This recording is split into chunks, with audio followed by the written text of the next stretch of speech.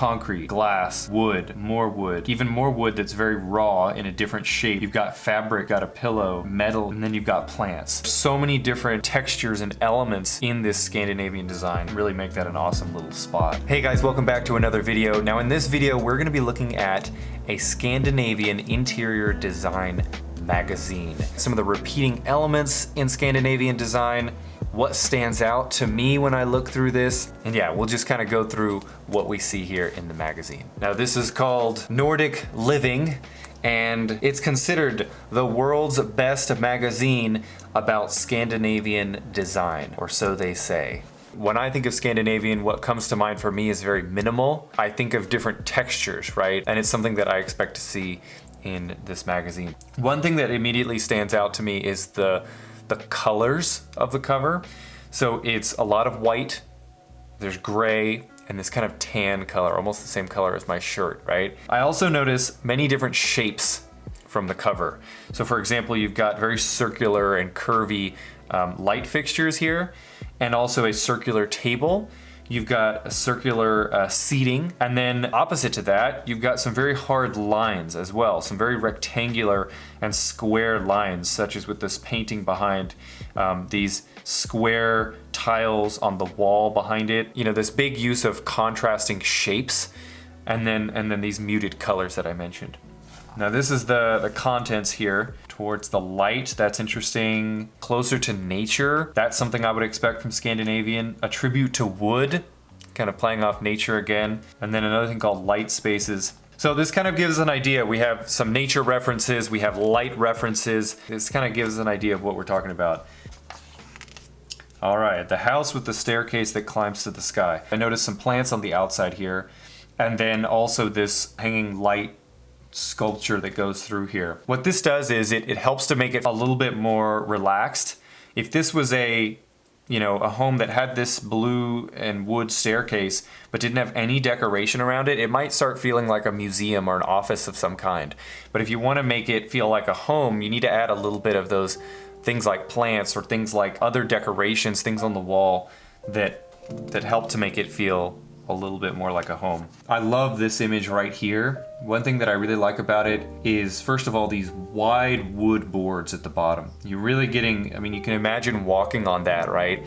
You barefoot walking on the wood, and it would just feel really nice under your feet. I also like the gray color contrasted with the bright light that's coming in, and this really cool circular lamp there. Obviously these giant windows are pretty fun because you get to see the trees outside. But yeah, that's part of the architecture. Part of the problem living in an apartment obviously is we can't control the architecture necessarily. Earlier I mentioned the different elements, right, that Scandinavian design likes to work with, and these are some fantastic examples of it, because what you can see is this raw, very old looking wood bench or table here on top of almost a shag carpet, and then this very interesting chair which appears to have a metal frame and then kind of these almost like bungee material that sits through it, that is pulled across it, again with a fur blanket or something on top of it, or a fur seat. But all of that kind of natural, like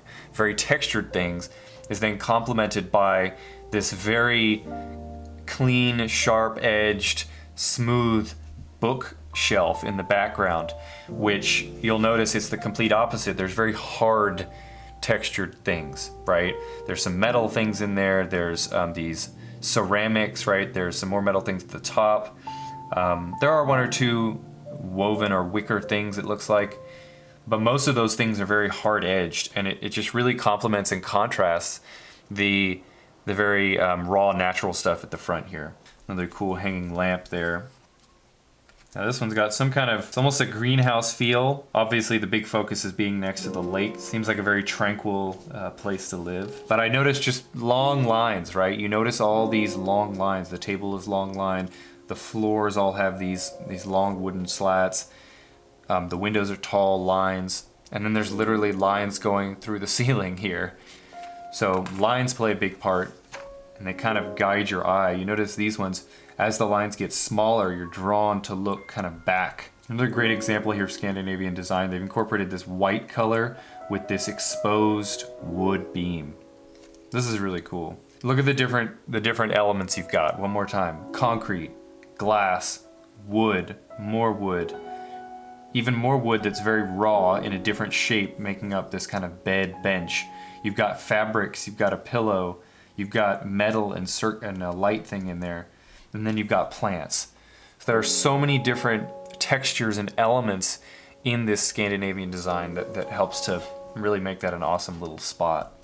This is pretty amazing. They've incorporated the deck literally into the rock. What was the title of this one? Closer to nature. I mean, it's literally built into the rock. A tribute to wood. So, you know, going through here, we're seeing a lot of wood in this house, and I just think that we've kind of got the highlights of what this magazine is showing Scandinavian design to be. A lot of wood, obviously, but that lighter color wood, a lot of light wood, and different types of wood as well. Minimalism is incorporated in here. There's not a lot of stuff.